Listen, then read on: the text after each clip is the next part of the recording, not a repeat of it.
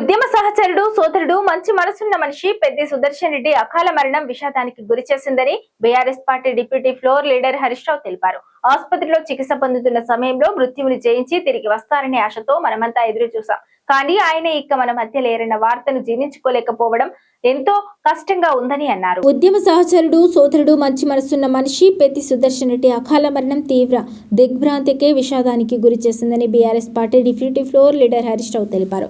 ఆసుపత్రిలో చికిత్స పొందుతున్న సమయంలో మృత్యువుని జయించి తిరిగి వస్తారనే ఆశతో మనమంతా ఎదురు చూసాం. కానీ ఆయన ఇక మన మధ్య లేరన్న వార్తను జీర్ణించుకోవడం ఎంతో కష్టంగా ఉందని అన్నారు. తెలంగాణ ఉద్యమ స్ఫూర్తిని జీవితాంతం నిలబెట్టిన పోరాట యోధుడిగా, ప్రజల కోసం నిరంతరం కృషి చేస్తున్న నాయకుడిగా, పార్టీ కోసం అంకిత భావంతో పనిచేసిన సోదరుడిగా పెద్ది సుదర్శన్ అన్న ఎప్పటికీ మన హృదయాల్లో నిలిచిపోతారని హరీష్ రావు అన్నారు. ఆయన మన మధ్య లేకపోవడం బీఆర్ఎస్ పార్టీకి, తెలంగాణ సమాజానికి తీరని లోటు అని వ్యాఖ్యానించారు. వ్యక్తిగతంగా నాకు ఒక ఉద్యమ సహచరుడిని, ఆత్మీయ సోదరుడిని కోల్పోయిన బాధ ఇది అని అన్నారు.